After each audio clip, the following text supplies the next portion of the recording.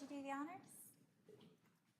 I pledge allegiance to the flag of the United States of America and to the republic for which it stands, one nation, under God, indivisible. with liberty and justice for all.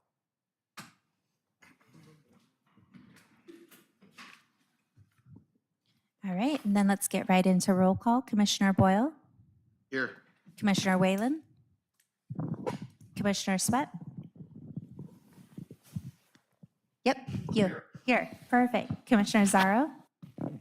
Here. And is that the correct pronunciation? Zorro. Zara? Okay. Zaro. Okay, that's what I said the first time. Okay. You're good. Cool. And then Vice Chair Oler Present. and Chair Elliott, present. Has anyone heard anything from Commissioner Whalen for today? Why did I just got so focused on her name. Commissioner Johnson. She's here. I think I'm here. Physi- It's the hairstyle. I don't look like Physically, she's myself. here. All right. And we're just starting with roll call, so I'll go ahead and say Commissioner Whalen, and we do see she's coming to the mic. Any additions, deletions, corrections to the agenda tonight? All right. Citizen participation. We have guests in the audience, but they are here for our presentation later. So with that, we'll take it to the review of the June 12th meeting minutes. I move to approve the minutes for June 12th, 2024. Second. All right, a motion has been made by Commissioner Whalen to approve the minutes from June 12th, 2024, and seconded by Commissioner Sweat. All those in favor? Aye. Aye. Any opposed? All right, motion passes unanimous. On to regular agenda item 6A, 2024 Development Code Update Introduction. All right, I'm going to turn this over to Jeff. I did print out copies of the presentation tonight. Most of them are fine, but there's a few that are a little smaller print, so I figured that might be helpful. So, All right. all yours. And then again, with the rules, we will not interrupt, but you are good to check for understanding. If someone has a point of clarification, that is when you may interrupt. But if it's just general questions, let's try to wait till our presenters ask for rounds of questions. Okay, All righty, cool, thank you. thank you. Great to be back. And we are going to focus our session tonight on the code audit and update framework.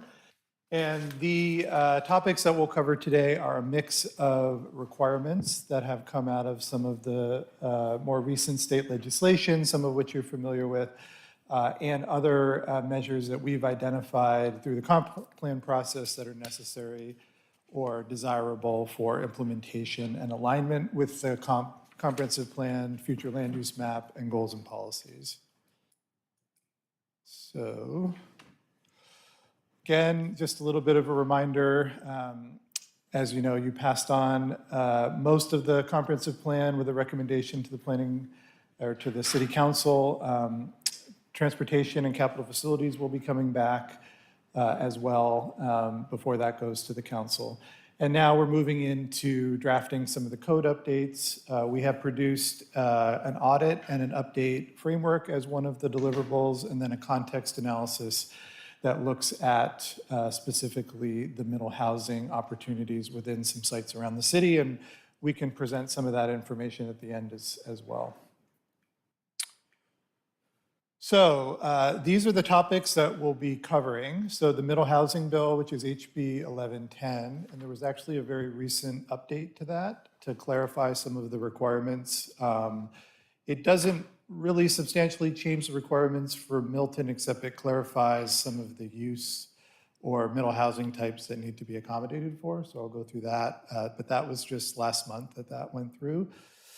The accessory dwelling unit bill, of which the city's recently updated their standards, and some of those are already in compliance with the bill. There's some additional things we'll have to put in place, but the city's in pretty good shape on that one. Aligning the future land use map and some of the new zoning districts, or the zoning districts in general, if you remember or recall, we collapsed some of the land use categories to give more flexibility for the zoning designations moving forward. And then we have a couple of new districts we've identified, the Uptown District, new neighborhood commercial zoning district.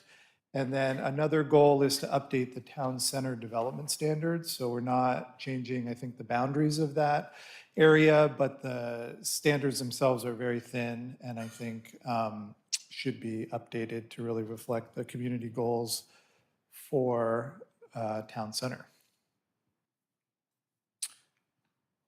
So middle housing, HB 1110, it requires cities to allow middle housing in single-family zones. The compliance mandates vary by city, generally based on population and proximity to major city over a certain population. So Milton finds itself as a tier 3 city, which is the lowest tier. And it's essentially required to allow 2 units on all lots. However, when you look at the HB 1337 bill, which is the ADU bill, it requires the allowance of 2 accessory dwelling units, up to 1,000 square feet each. And so in some ways, the ADU bill is actually more impactful than HB 1110. The other thing that's changed with accessory dwelling units is that they can now be sold off individually. There's a provision in the model code that talks about what are called unit lot subdivisions, where you own the footprint of your building. So the ownership models are required to be more flexible as part of these compliance efforts. The other piece is that ADUs are not just solely associated with single-family dwellings as they're defined in the bill. So if you, for example, allowed duplex, you could then allow 1 ADU. You wouldn't have to allow, I think, 2 in that instance, since the total unit count required is 3. And you can choose to count ADUs towards the maximum number of units or exempt them from density calculations. And I think our recommendation is to count them towards density calculations. So if you have a maximum number of units of 3 per lot, the ADUs are not in addition to that. They're counted as part of the 3. So however you do the math to get there, 3 would be the cap under what Milton is required to do. So this is a graphic that tries to explain how some of the density calculations work, and this kind of came up in the council meeting the other night as well. And I think one of the things we're realizing, working with a number of cities, is that when you put out numbers like density without graphics or examples, it's hard for people to visualize what that means. And middle housing densities, again, the way that the bill is crafted, it's numbers of units per lot, and that lot size could vary. But generally, when you think of middle housing, we tend to think of it as around 12 to 18 units an acre, just to give you a point of reference. And so some of these calculations here are just kind of to break down what some of these numbers mean. So starting at the top here, Milton's standard lot size in 2 of the districts is 8,000 square feet. And we're not, I think, recommending any changes to that. It's a little bit on the larger side, but I think that's okay, and it works for middle housing. So when you look at the existing code, 1 dwelling unit on an 8,000 square foot lot gets you 5 units per acre. So that top up there. And then the math is pretty easy from there. The 2 units per lot, which is required under HB 1110, gets you to about 11 dwelling units per acre. But when you apply the 3 units under the ADU bill, you get up to 16 units per acre. So it escalates fairly quickly. However, I would point out that in some cases, you could have the 16 dwelling units per acre, but have the same square footage as the 5 units per acre. So for example, let's say this house here was a large house. Let's say it was 4,000 square feet. And they decided, you know, this is a little bit too big. Let's create 2 ADUs, but we're going to make the single family portion down to 2,000 square feet and we'll add 2 units in it. So that's what we're calling a carve-out. And there are some sites in Milton that would really be their only opportunity to add middle housing because there isn't enough land available on the lot. So it's interesting to think about density versus square footage. And sometimes, again, you could have something that's 3 times as dense, but actually have the same amount of square footage. The middle one just shows kind of 2 standard units per lot. Again, that gets you to the 10 acres and then the 16 at the bottom.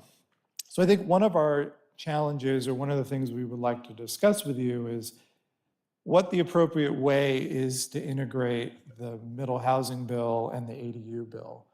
Because the ADU bill basically allows you to build 3 units. And as I think I've tried to show, there's not really much of a distinction between a single-family house and 2 ADUs versus a triplex of some combination. And so for some communities, we've been directed to, not worry too much about the minimum requirements and really just try to optimize a system that works and is feasible. But with that said, there are definitely some options that you'll have some decisions on as we go through this. So this shows the 3 districts where the middle housing bill and the ADU bill would apply. These are areas that allow single family and are residential districts for the most part.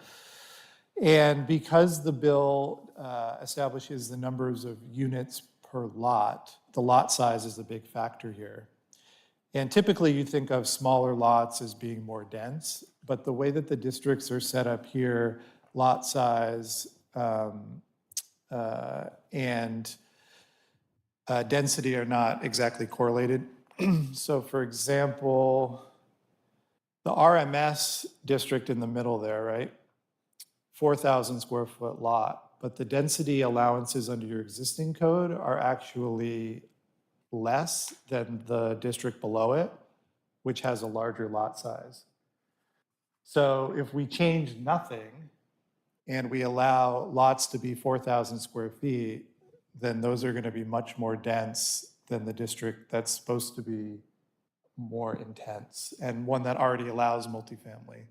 So I think there's some alignment that we need to do on the lot size, whether it's just making them all a minimum of 8,000 square feet, could be one direction, or some sort of gradient that makes sense. So we can go back and revisit it. I understand I'm throwing out a lot of numbers and it can get very confusing very fast. So we'll come back to this. Don't need to go into a lot of detail on this, just to say that we've gone through all of your residential standards and your uses. There might be a few things we recommend here and there to optimize middle housing, but I think in general, these work. The lot sizes are large enough that the setbacks don't have a huge impact on feasibility. Again, I think there's a few things we might recommend, but for the most part, I think these are working pretty well. So some of the things that we're planning to do, again, we're consolidating, I think, we have the potential to consolidate some of the zones. The second bullet there that's in the bold text where it talks about the chosen types. So since we only have to provide 2 units per lot, we're generally obligated to pick typologies that could be in a duplex kind of situation. So stacked flats could be just like a vertical stacked duplex. Most people think a duplex is a side to side, and there's a good example here right outside City Hall that's fairly recent. The triplex is an option. You don't have to allow a triplex. However, some communities we're working with have elected to allow a triplex, even though they're not required, because the ADU bill essentially allows pretty much the same thing anyways.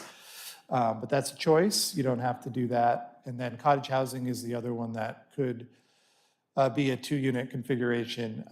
However, the bill that I referenced in the beginning of the presentation that modifies HB 1110 basically took out the reference to the middle housing types for Tier 3 communities. So we have more flexibility here than is represented on this slide. Yes. Would you say that again? We're not required to do middle housing types. Is that what I just heard you say? You're required only to allow middle housing types that could be done in a 2-unit configuration. And that was a clarification of this most recent kind of follow-on bill where they made some tweaks to the original one. Because it was very confusing the way it was originally written. It said cities have to allow 6 of 9 housing types, but some of those housing types were far in, like if you only have to allow 2 units per lot, why do you have to allow a sixplex? I mean, that was kind of the thing that was confusing in the original bill.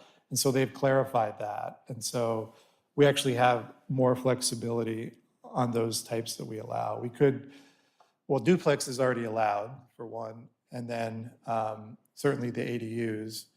And then I think we have some flexibility on those. But the reality is the distinction between these housing types and what's allowed under the ADU bill is not as great as it used to be with regards to accessory dwelling units. Okay, and then we'll just, be looking at maybe some tweaks to the development standards. There's some parking limits that we'll have to comply with. Parking came up in our discussion with the city council as well.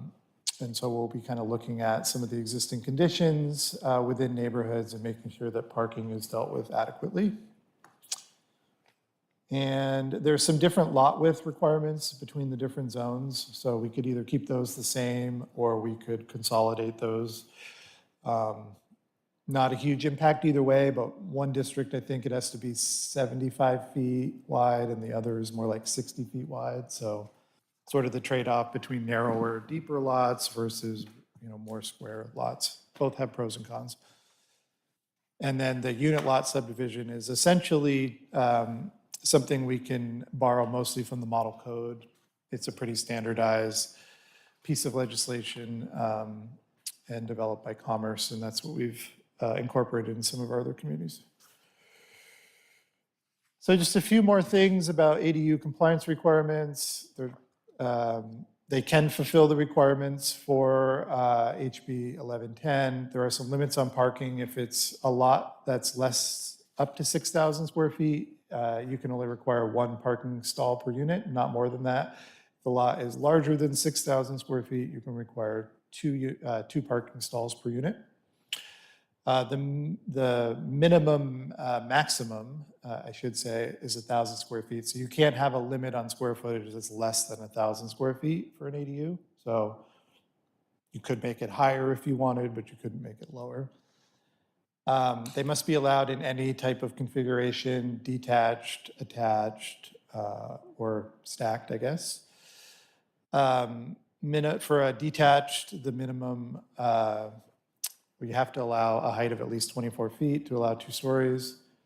Can't require owner occupancy in either the ADU or the principal units. That was something that's been very common in ADU regulations for a long time, so that's been eliminated. And then, as I just said, must allow them in attached or detached configurations.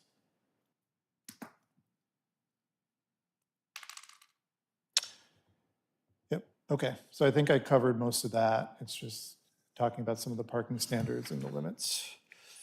Great. I think before we get into step housing, let's do just a round of comments and questions, because that was a lot of information just on middle housing. We're like, whoa, wait, some of this is really new. So do I have a volunteer to go first, or do you just want me to start on one side? Oh, okay, perfect. Give the folks Commissioner at Whalen. either end a break. Yeah. Regarding accessory dwelling units, are we required to allow duplexes to have ADUs? We're not. Okay.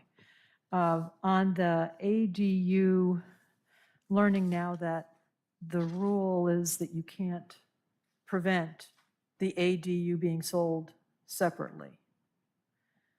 What are the implications regarding setbacks? Because eventually, it just seems to me a way to create a dwelling unit and avoid the rules about setbacks and other things. So can you have a rule, which I've seen in some cities in the past, which was if the ADU is detached, it must have the setbacks appropriate, like laying the groundwork for someday it's going to be sold. So it's got to have a front, rear, side. Is that something that is prohibited? No, it's not. You can certainly do that. I would say that it's fairly common, and the city already does have a different setback requirement for the accessory dwelling unit than a principal structure, I think. Let me see, rear yard. It's like 5 feet. It was different. In some cases, yeah, so this is interesting. So in some of the districts, it's the same. So for example, the rear yard setback is usually one of the ones that cities will often modify for accessory dwelling units. So the standard is 25, 10, 25. And when you go down to the rear setback for a detached ADU, it's the same in the RM and the RMD. It's been reduced to 5 feet for the RS. That doesn't sound right. That doesn't sound right. Should have been. I think, Yeah.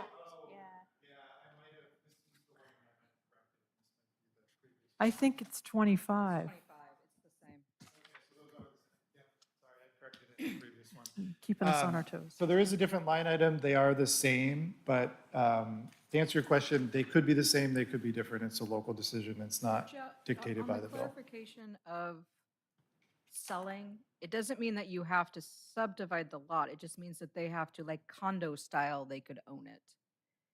Huh? So when they're saying that you can have ownership of the ADU, it would be that you just own the house is like a condo kind of thing. But the land, you're not it doesn't require you to divide the land up into smaller parcels. Ah, so this is still kind of Exactly.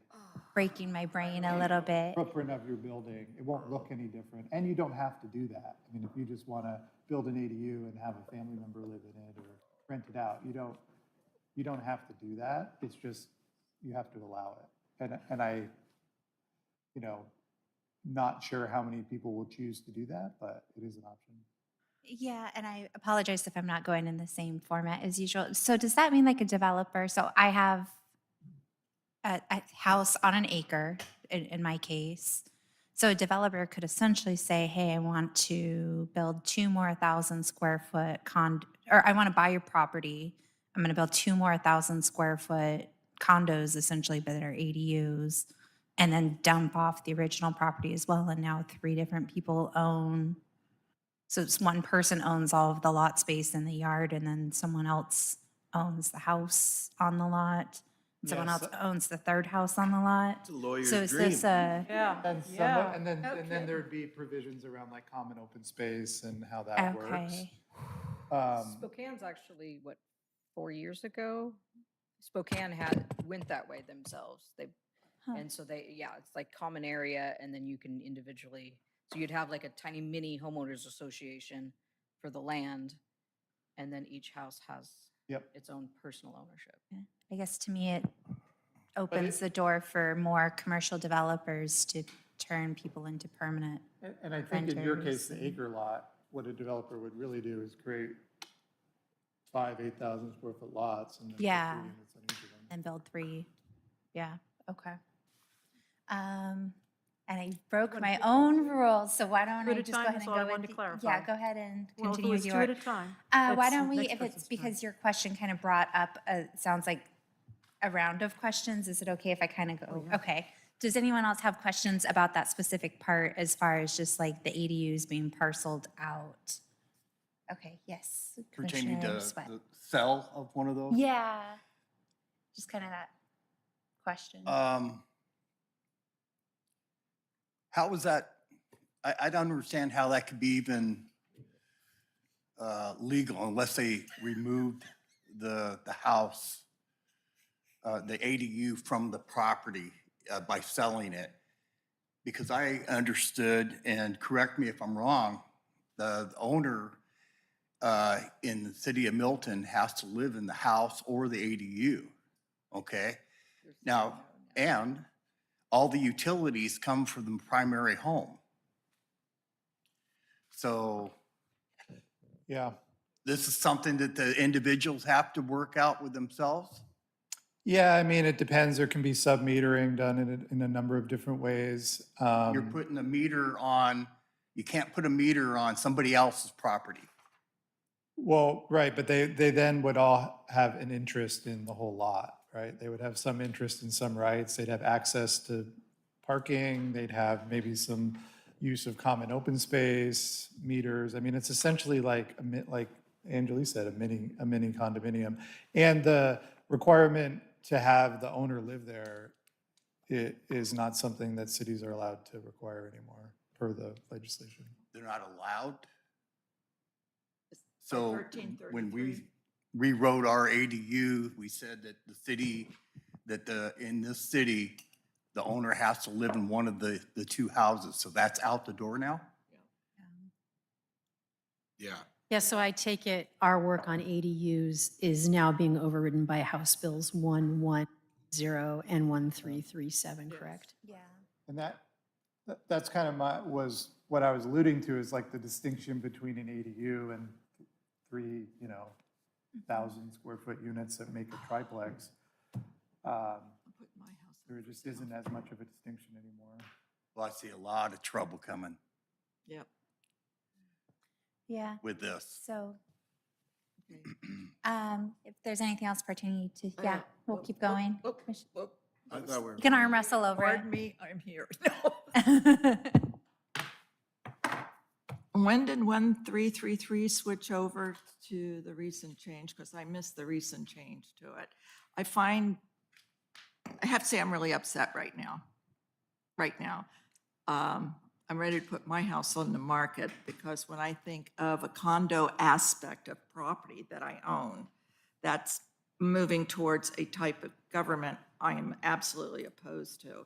Now, the other thing is, what if everybody in this city said, well, we're not selling our homes. We love Milton. We're not going to sell it.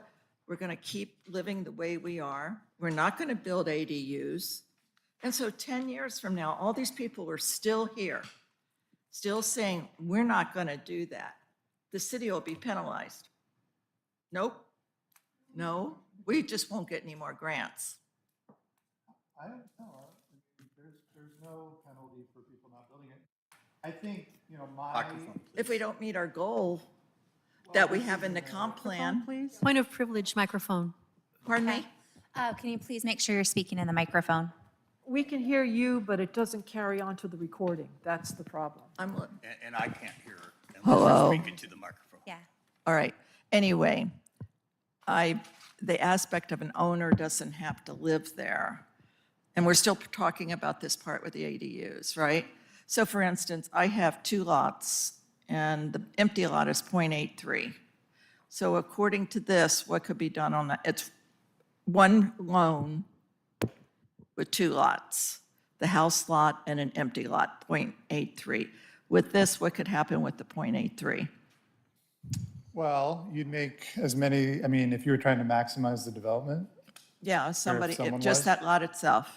yeah, And that's the normal size. That lot is where other homes are of my size in my neighborhood.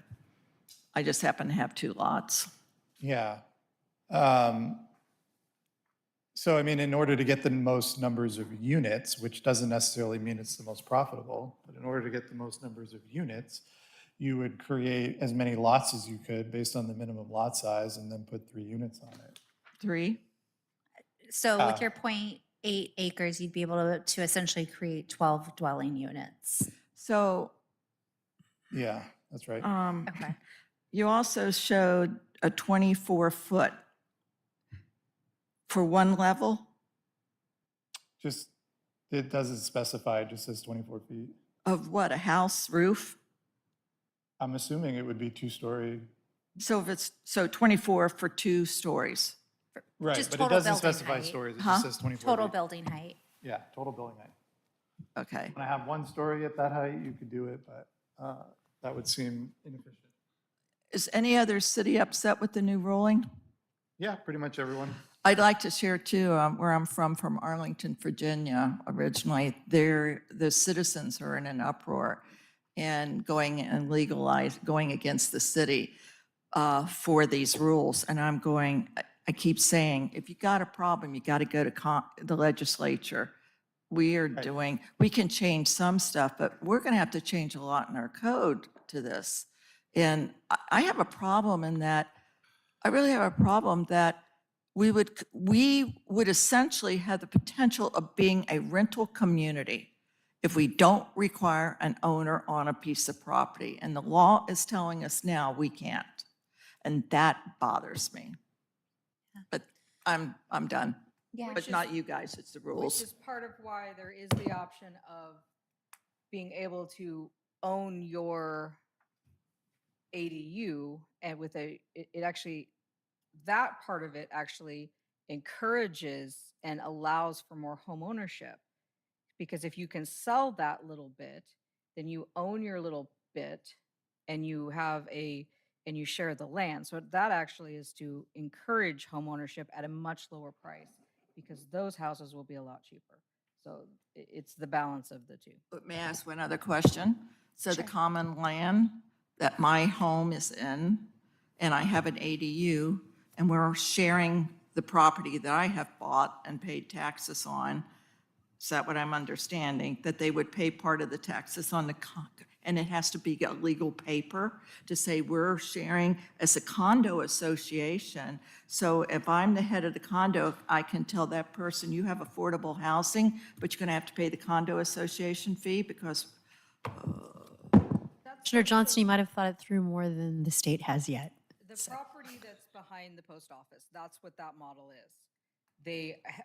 Those houses, it's a binding site plan in that technically it is one project and they have individually sold the houses. I understand a condo and homeowner association. I understand that, but when you look at, say, I want to build an ADU and you tell me I want to build an ADU on my property, but to do that, I've got to do common property. No. Oh, okay, okay, Oh. thank you. Only if you want No, to, you have Only the if I option sell. to sell. if you want to sell it to that person. But I don't have to live there, so I could rent both of them out. You could, or you could rent both, you could have a family member live there. And, All right. You know, I think the Sorry. condo thing is probably really more of a big city thing that Yeah, you're oh, gonna yeah. see. I Yes. really, I mean, if you own your single-family property and you build an ADU, how many people are gonna wanna, you know, They're all I mean, over. maybe developers will get into it, I don't know, No, but that's true. I Yeah. just, Yep, I'm done. Microphone, you know, please. I think it'll Thanks. be a less common Sorry. thing, but it is, I'm it okay. is a real thing. I'm Yeah. done. Commissioner Boyle. Yeah, I'll not try to rant too much. But yeah, this is a little disappointing is in all the work we did on our ADU. And if you read the first part of our ADU, like the vision statement, says why we do ADUs and why we allow them. And this goes totally against everything that I was looking at when we went over our ADU code. Well, most of it. So obviously, we're going to have to tweak the square footage. We can throw that out the window. I don't want to say that 6 months worth of work went out the window, but we are going to have to go back and re-review this to accommodate these house bills. And But you're gonna help us. I definitely do not want to shoot the messenger at all, but I just wanted to ask, do you have any good news in the rest of your presentation? Because This was the good news, because some of the stuff we said you Oh, had to sure, do, if you don't have to people- do, but no. If people want a more crowded neighborhood and people want more people in an already, filled up city, and it goes totally against our vision. I've never heard anybody in the city in the 20 years that I've lived here say, geez, I wish we had more people. I wish we had more traffic and I wish we had smaller lots. It And could my be only like Barcelona and spray the people. I did have one question, though. Can we raise our minimum lot sizes? Sure. So that's an option. But the only caveat is just that it'll apply to every existing lot, so it'll only, but yeah, you could set it whatever you'd like it to be. But that, has implications even for single-family homeowners in terms of costs, and I think developers would take issue with that potentially, but you certainly could. The answer is yes. What Jeff had said earlier was as long as you're, so as much, again, there's also the square footage idea that just because you're allowed to have, we say you can have a house with 2 ADUs. You still have to meet the setbacks. You still have to meet the lot coverage that you guys have established. So if they have a huge house, unless they want to chop their house up, they won't have room for a detached. So in that essence, they can't add a detached if they don't have the room to do it. And so part of the thinking is, if they have one big house, that's all they get. Or maybe they have if they want 3 small houses, you're actually square footage wise, you're still having the same setbacks, you're still having the coverage, you're shrinking those down. So there is some control aspects, there's some design control aspects. So those are some of the things that you do have control over. Yeah. Which is what he will So- go through. Limit square footage of units. For some cities, we put in like a Florida area ratio limit that kind of graduates with the number of units, which wouldn't be as big of an issue here since we're dealing with a limited number of typologies. But there are some controls that can be put into place, as Anjali described. And we have not heard from Commissioner Zaro or Vice Chair Oler yet. Did you guys have any questions or comments before proceeding any further? Put you guys on the spot. All right, I'm just curious about slide 12. There's the chosen types, duplex, triplex, cottage housing, stacked flats. Those appear to be chosen for their, I mean, we've crossed out fourplex, fiveplex, sixplex townhouses and courtyard apartments because we don't want that dense of construction, correct? That was the thinking. There's a couple of ways to do this. So first thing, what we're reflecting here was part of the original model ordinance that Commerce put together, and they basically did kind of like an interpretation to deal with the ambiguity in the bill. Like, how do you apply 6 housing types to just 2 units per lot? So this reflects that original requirement, and I think now you could eliminate the triplex if you wanted to, and maybe some of these other ones. However, there are some cities that we're working with that have elected to add more typologies, but not make them more dense. Okay, so let me just show you, and I'm not suggesting that you're going to necessarily want to do this, but let me just try this on a little bit. So basically, let's take the bottom one, 16 units an acre, right? For some cities, they're saying, well, we don't have to allow a sixplex on every lot, but maybe we want to allow a sixplex if the lot is big enough, right? So if we figure out what the density is of 3 units per lot, and we require a lot to be twice as big and allow a sixplex, then you're essentially allowing more housing types, but it's not any more dense. Okay. So, but that's an optional thing. So there are ways, again, for city, I mean, we do have some clients that want to be more aggressive, I guess, in terms of their housing needs, but they have huge growth targets and are in a very different environment. I mean, we're working with one city, Milton's is what, 350? We're working with one city, it's the same size, their growth target's 5,000 units. So, just to put it in perspective, there are You're some saying we're city- the lucky ones. no, I'm not saying that. I'm just saying that, it's all perspective of you all as residents of Milton, but just to say that the numbers that other cities are having to deal with are more substantial and a different set of, housing issues that they're trying to solve. Are you getting the same kind of feedback from other cities our size in dealing with this? Even bigger cities, yeah, same conversation. They want to challenge the state and whatnot. But I mean, I would encourage you, do you all know if your legislators voted for it or have had any conversations with them? That's who put this in place, people that, and I think, I don't know, but that would be where I would start if you were interested. Commissioner Zaro, we haven't heard from you yet, and then we can do another round of comments. Okay, yeah. I want to go back to what Anjali said about this bill resulting eventually or in hopes of more affordable housing in general. I think that's an amazing silver lining. I think renting is generally frowned upon. I think we could reframe about how we think about renting in general. It's looks like renting is the future at this point. I think an affordable ADU for someone my age, that presenting as an option as a result of this bill, I think is great. As much as I agree with Tom, we don't want our population of Milton to triple in the next however many years that people need somewhere to live. And if this is the answer, then I think that's a good silver lining. Great. We got one optimist. Well said. Thank you. I did have one comment as well. So you kind of mentioned something about creatively doing the density and working with that. Is there a way to set minimum lot sizes per dwelling unit instead of per? Only above the Housing minimum type? requirement. You can't do it below, because I was just going through this with some of our team who had written Okay. something in, but no, you can't. Whatever you set the lot size is, they get the 3 units. Okay. So, but to Commissioner Boyle's point, or whoever, I think it was you brought it up, you can raise the minimum lot size if you want. Okay. So that's a no. All right, well, But go just ahead. realize that that has other implications even for just the single-family home.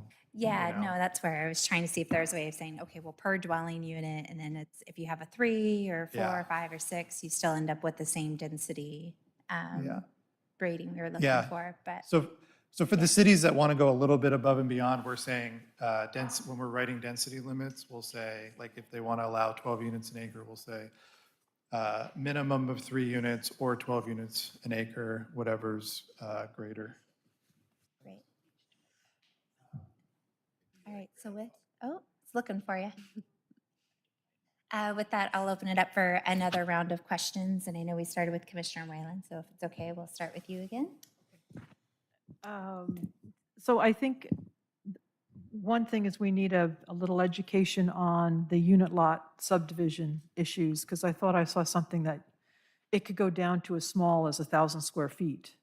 I thought there was a size Yeah, threshold it just associated says with that it. cities don't have to allow the units per lot requirement if a lot is smaller than 1,000 square feet, which most lots are not. And that applies to the parent lot, not the, what they call the child lot, the footprint lot. So I think that provision is not really consequential unless there's a very small lot or a group of small lots. So we are required to make it possible for a 2 dwelling unit configuration on each lot. And the tricky thing is that the ADU ordinance or legislation says required to allow 2 accessory dwelling units. So it really makes it 3, yeah, for a total of 3. murky. The thing that I would be wanting to look closely at is lot coverage issues, parking. For parts of Milton that do have the larger lots, I can see that, someone's going to try to maximize things, and it's going to be, if you drive around, you just see so many parked cars stacked, and it's tough that way. That's not really a question. But I wanted to be clear that we have, and I see later on in the packet, you talk about the allocations for middle housing typology. Are we required to make that happen? So are we required to make triplexes happen because it's a middle housing typology? I don't think so with the update that I referenced to the bill. It now says that the 6 of 9 only applies to tier 1 and 2 communities. So Okay. you could essentially not allow a triplex, but at the end of the day, the ADU bill essentially allows the same thing, so. Well, but the ADU bill says we can limit it to a maximum of 1,000 square feet? I don't understand that 1,000 square foot threshold. Yeah, 1,000, you can't, yeah, it's confusing. you can't, if you set a threshold, a maximum threshold, it can't be more, it can't be less than 1,000 square feet.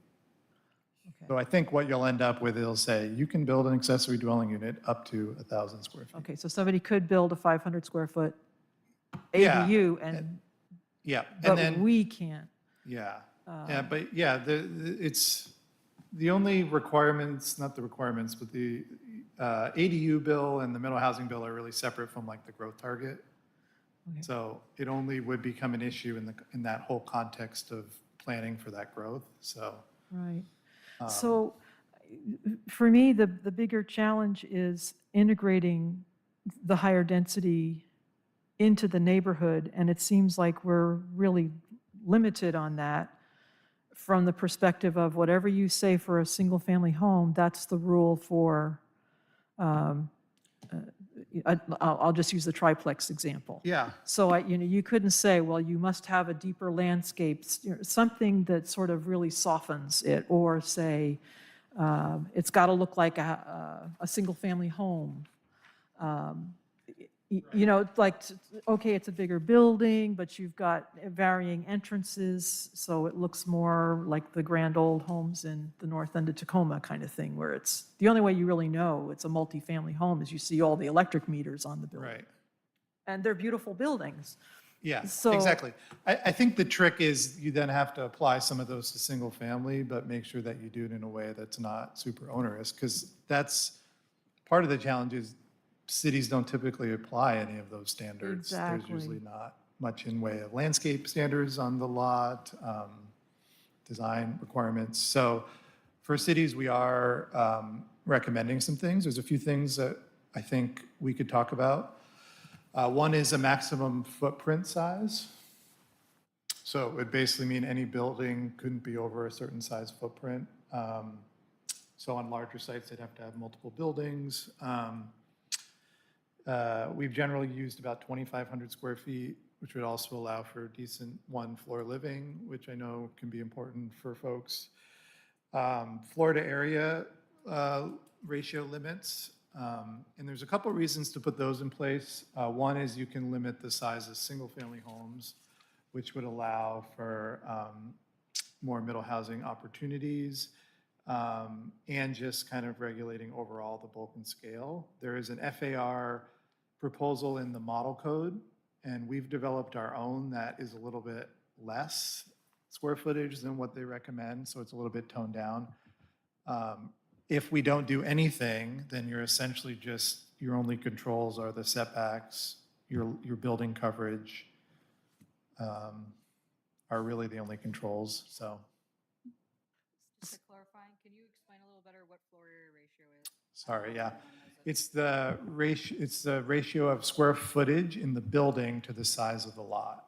So if you have an 8,000 square foot lot and you allow an FAR 1, that means you could build 8,000 square feet. And that could be configured on 1, 2, or potentially 3 levels. So the actual configuration could be different, but that is something that we could put in place if that was of interest to you, and we could come back with some graphics to kind of explain that more.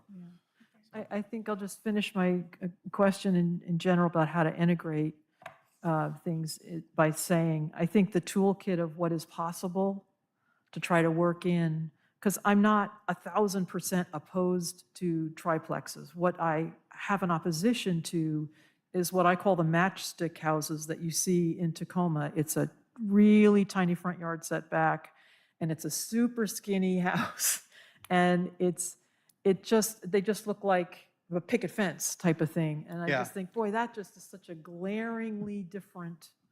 And those are all things that we could regulate. So, to me, it's just having an interest in what's in the toolkit, what are the pros and cons, and being clear about what we're signing up for and how we can try to really soften the impact of the higher density, because we still have a portion of Yeah. Milton with larger lots, and to see what could get crammed in there is, and I understand the affordable housing issue and people wanting to build wealth by having home ownership, But I'd really want to end up with some nice quality. Cottage housing as an idea came to the Planning Commission, in 2009. And, the thing was, people on the commission were, I don't want a bunch of ticky-tacky, tiny houses or, all they saw was how it could, Yeah. really turn to the depressing. And and then there was the thing of, well, go look at where cottage housing is happening. It's not particularly affordable. Yeah, that is true. I used to be the planning director up in Langley on Whidbey Island, and they had one of the first cottage codes in the country. Beautiful projects, but the same takeaway as they really were not, in that context, super affordable.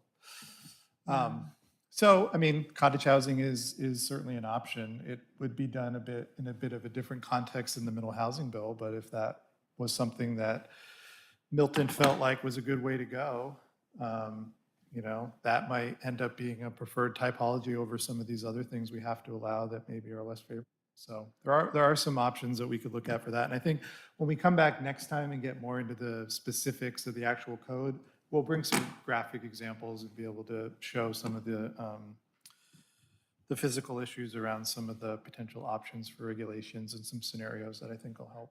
I would value that. I've toured some cottage housing development, and I just think for folks who are looking to downsize Yeah.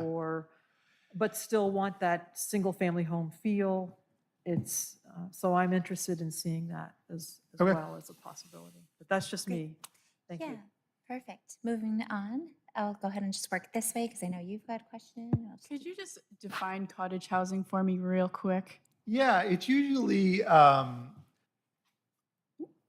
smaller single-family homes that are arranged around common space and usually have shared like parking and facilities. So you'll typically see maybe 6 to 12 homes like fronting a green space with walkways and landscaping. They usually tend to have kind of like a new urbanist kind of style with porches, and they tend to be smaller in size. Some cities will limit them to like 1,100 square feet or something like that. So they're kind of around ADU size. Really strong sense of community. Sometimes, you can find in those, and certain people really love them, and it can be very nice. Yeah, especially if you have larger lots and kind of more rural kind of character, which I think Milton does. Thank you. Perfect. Continuing. Styles big in Europe, has been for years, and back east, even townhomes would have the green space in between them, so it was a community involvement. The question I have is, whoa. Wait a minute. Door open, had to do with the aspect of not requiring an owner living on the property. And that does bother me in this market where we know the hedge funds and the people with money are coming in and buying up properties throughout the city as investments to rent. So what it's telling us, the government is saying that that they're not really for, and this is my feeling right now for that they don't care about the people owning their own properties. That there's an argument in our society now that young people don't want to own, they don't want the responsibility to own, they want to travel, experience their life. That's what they're saying in some of the reports.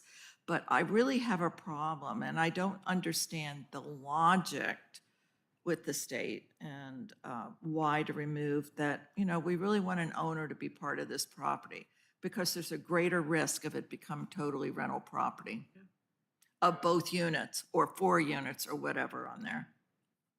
Well, But that's my bias. yeah, I mean, there's a number of different ways to look at it. I mean, you could end up with 3 owners on the property, could end up with 3 renters. I mean, I think, Ooh, not if I pay the ADU on the same property that I own the property and I sell, if I'm not required to live there, but it's still one lot. they might choose to. It goes into the condo concept then, I Yeah. assume. Okay. But you could, again, it's up to the property owner to decide. you know, for those looking at home ownership, trying to get into home ownership, maybe adding an ADU and rental income, you know, makes it feasible for them. You could end up with 3 renters, you could end up with 3 owners. It's, you know, it's hard to predict at this point. It's a wonderful idea, assuming that lending allows people to finance ADUs Yeah. and that they're not just going to get bought out by cash buyers and people that already have money to rent them out. Would that be under Planning Commission or would that be under a different group? As far as I've seen some municipalities start encouraging that you must tax increases or properties tax increases for investor owned versus owner occupied. I think like San Jose was one of the first to do that to try to eliminate some of the out-of-state investors. It wouldn't be a planning commission per se.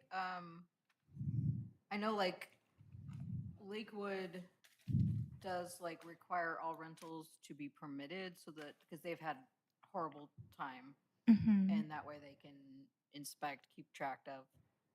I don't know, I mean, most of our property tax is controlled differently. I don't know if there could, There's a state law implication to whether you could even do that. I Yeah. Yeah, can't I'm say not one way or the other, but Yeah, I just know I've heard of, was it San Diego and San Jose and a few other areas have tried doing something to kind of try to keep investors from investing so much and kind of trying to yeah, I know protect that their there's- municipalities from I mean, that I a know that bit. there is ways that you can give discounts you can give tax discounts for affordable housing. Yep. I think you could probably go that aspect, like if they could, if it's sold to individuals in a certain bracket or something, they might get it, Okay. but I don't Yeah. know.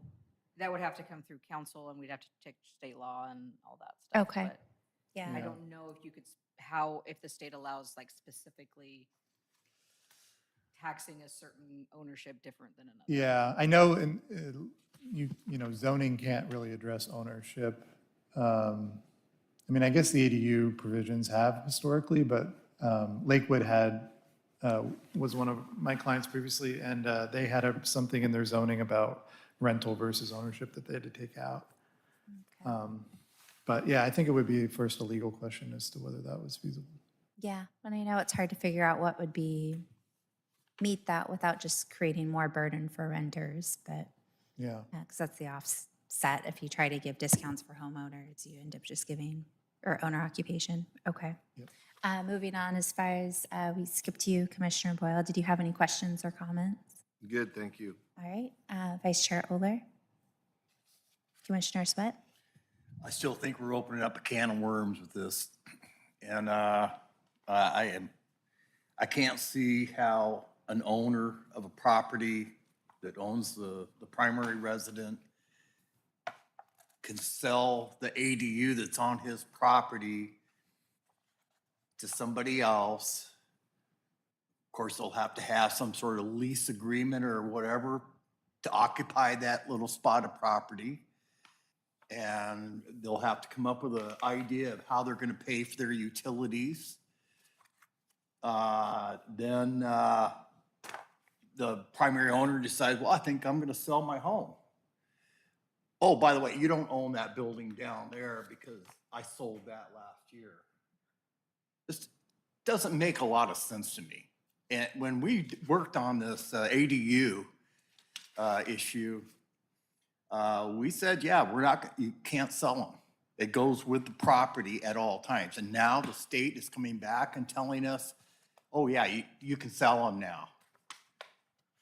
And we have to allow that, period? Okay, I'll shut up. Go ahead. Right, if it's okay, we'll go ahead and move on to number 3, step housing implementation. Well, Another new terminology.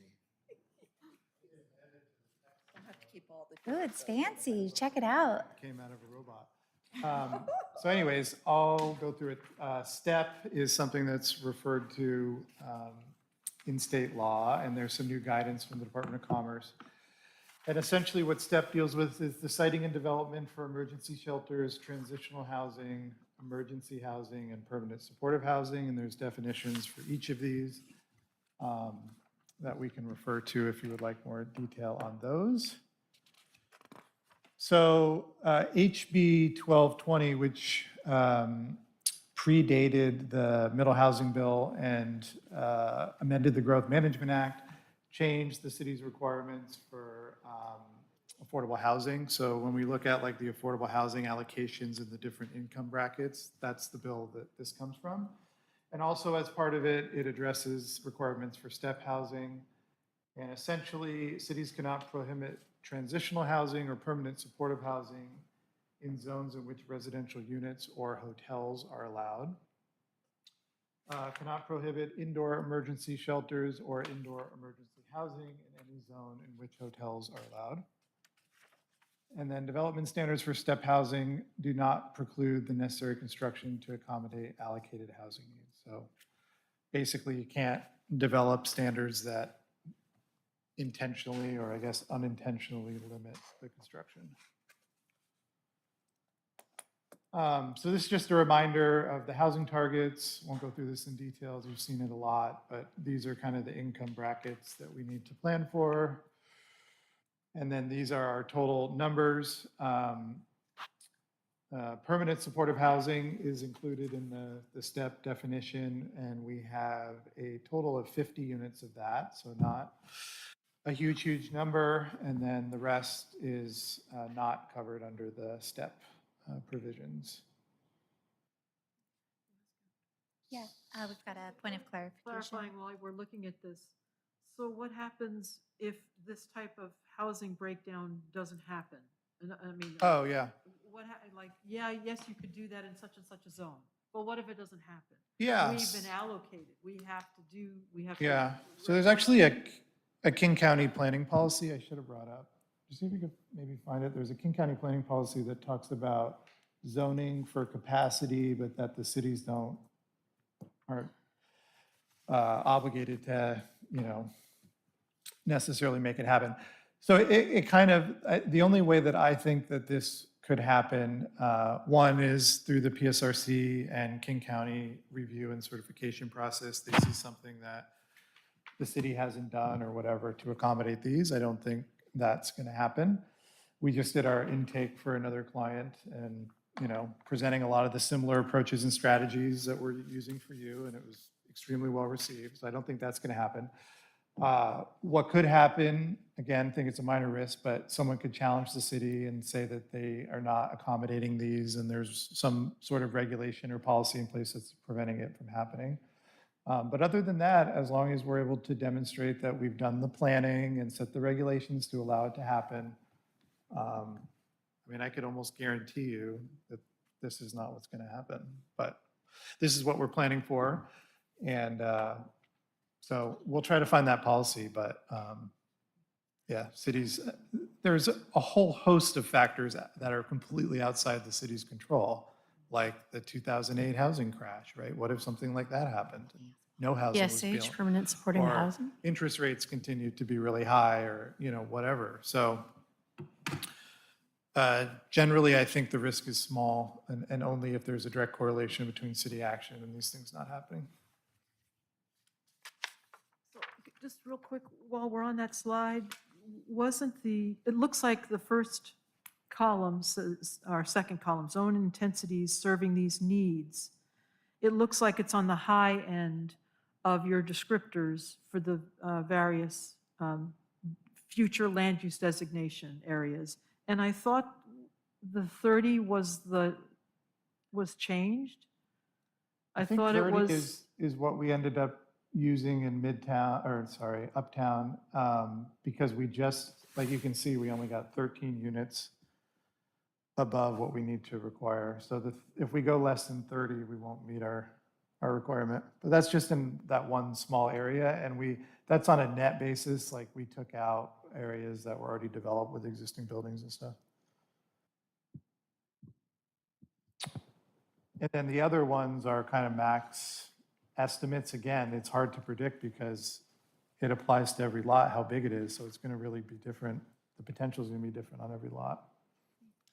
Jeff, did you, so the council did, or the planning commission and the council about a year ago, or 2 years ago, did do the allowed the homeless shelters, supportive housing stuff.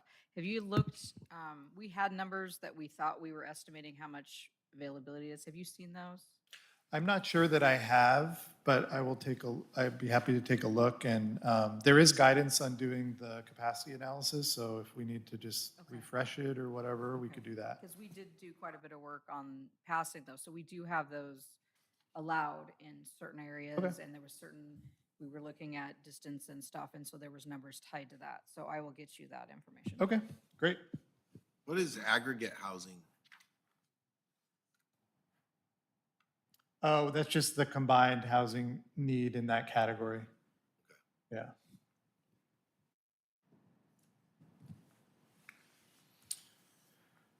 So again, we'll go through the previous work and make sure we're not duplicating efforts, but these are kind of the general steps that are laid out in the guidance, defining step housing. There are definitions that are provided via the model ordinance, changing some of the use requirements to make sure they're synced up where necessary, and then you are allowed to develop or create development standards based on occupancy. So like how many people can occupy it, spacing. So like for emergency shelters, you could have spacing requirements, and then like the intensity of that use. So those are kind of the options there, and then establish an appropriate review process, which may already be in place. Any other questions on STEP before we move on? Looking around the room, I see head shaking no. So, Commissioner Johnson. oh, you were coming this way? Okay, Please. on this step, for instance, on the, for the one on, the where is it, allowed? Okay, number 3, cannot prohibit transitional housing or permanent supportive housing in zones in which residential dwelling units or hotels are allowed. Oh, point of privilege. Can you speak into the mic? Oh, I'm sorry. Thank Okay, you. number 3 on page 17, and then, remember, we changed the RMD so that motels could not be up there around, huh? MS, was okay. So so what this is saying, at this point, my question is, if we had an area that had hotels in it and residential, and we went, well, no, we want to take the resident hotels out of it, we wouldn't be able to right now because of the step? No, That I it would be like an action to prevent can't give you a transitional 100% answer housing? on that, but my sense is the way it's written, you could take it out. I mean, the reason that that's in there is for converting potentially, they've converted some existing hotels or motels. So we could check on that, but I think it's, Because I'm sure I'm going to be asked by one of my neighbors if they see this, because somebody's been coming up to me. In the emergency shelters, now, right now, we have them only on church properties. So that would be a code we'd have to change? I mean, I thought that we already worked on this one and we were going to go back and look We and did see some our work work. and this is saying emergency, but it's not the same kind of emergency as we were thinking of historically, if I remember correctly. We were saying emergency as far as like there's a natural disaster. A church can use that as a shelter in place, or you can use that as a cooling station or something like that, as far as that's what we've been traditionally using the word emergency housing as. But then when this is the first time I've heard it called STEP, but when this first came out and we heard emergency housing, we were like, well, what is that? And how does that apply to the language already existing in our code? And emergency, we found out, is supposed to be more of I don't have housing and I need somewhere tonight, short term, until I can Right, find transitional and then such. And And which in I am- that, we Right. reduce down our zoning codes of where hotels were allowed so that we knew the Daffodil was in that zone, Right. but that we didn't. And that's the only area we have right now. Yeah.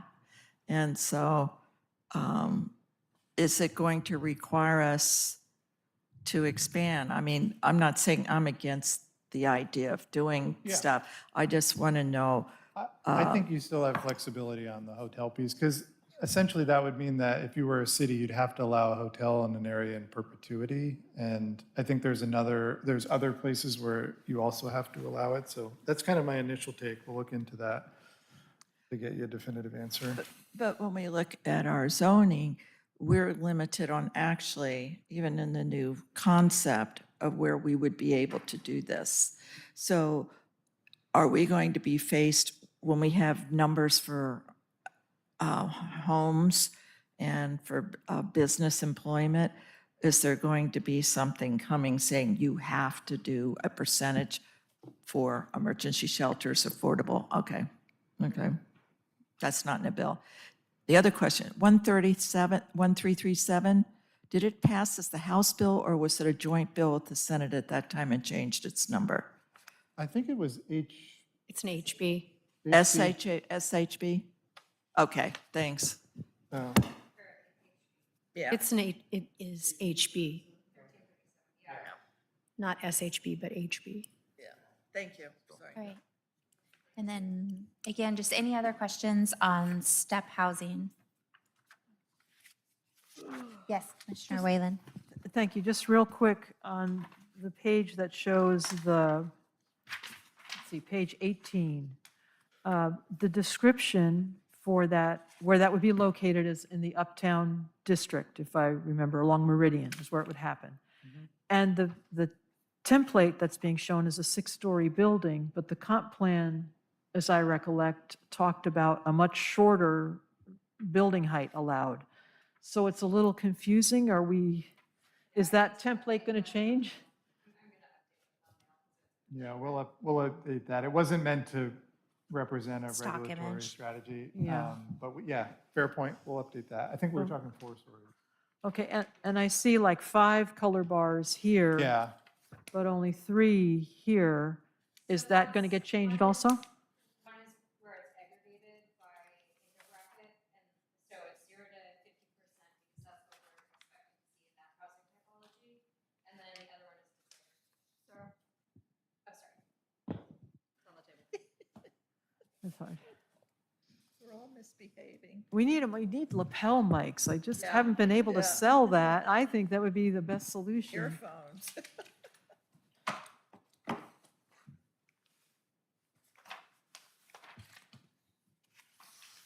And so my last question is just, I'm still struggling with why are we given these allocations like what we're seeing on page 19, but we're told you don't have to make that happen. So is the reality for our allocation that in King County, we've got to come up with 50 dwelling units? And if it falls into these income brackets, that's okay or not? And in Pierce County, the allocation is for a total of 245 houses, but what I keep hearing is we're not required to make this happen, but we still have to have that housing target hit. The city's not required to build the housing. Correct. You have to demonstrate that you have not created barriers Right. to someone building that housing. There may be a point that we do have to sort of evaluate. I think it's 5 years in, and there may be some push to have some incentives or something. But again, the city's not required to build the housing. You just have to show that you are not hindering people, that your zoning and your regulations are not actively trying to stop this kind of housing, which historically cities have tried to stop a lot of this housing through their zoning. Yeah. But we still have to hit the housing allocation number, correct? Yeah. We're slated to, we have to, by 2044? We have to plan for that number. We have to plan for it and try to accommodate. Now, if everyone goes to Tacoma and nobody comes here, then Yeah. we say, well, we allowed it, we tried, or we didn't hinder it, Yeah. and it didn't, again, you can't force people to build. But you have to make it so that they can build, if they so choose. These things would play out in a very nuanced hearings in front of the Growth Management Hearings Board. It wouldn't, unless a city did something like overt. And there's clearly ways, if you were a city intent on putting in the basic requirements, with putting in standards that would really prevent it from happening, I mean, you could do that, and I think you could get taken to task for that. But, I mean, Milton seems to be operating in good faith, doing a best effort, which we've documented, so I think we're in good shape. But yeah, that's how it would happen. It would end up being a discussion around what the city did or didn't do, and whether they did enough there, unless there was some clear thing that they didn't do. But if that was the case, then they likely wouldn't get the plan certified. And you also have to remember that PSRC is going to put their stamp on it and say the city of Milton met all the requirements. So anything that would happen after that would have to be, based on some reimagination of the city's efforts, or, something specific that came up, or a developer that challenged the city or something like that. So But that copy of the buildable lands report, that front page I gave you a few meetings back, the problem was the county did a consistency analysis and said, you're not meeting the description of what you gave, which was 4 to 6 dwelling units per acre. What's happening in your city by their analysis was under 3 dwelling units per acre. Therefore, you're not going to meet your targets. So it's a hard number you have to meet, was my interpretation. And you got to take reasonable measures. yeah, I So think that's where in I'm that, confused about this. yeah, I think in that case, they were saying that you were saying that you had more capacity than,